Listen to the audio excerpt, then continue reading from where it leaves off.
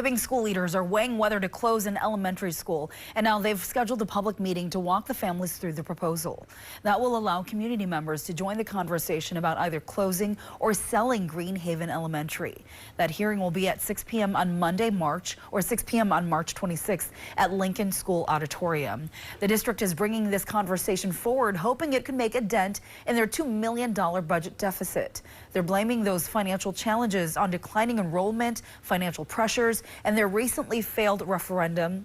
Right now, Hibbing schools have 4 different school buildings, and closing Green Haven would still leave Washington Elementary.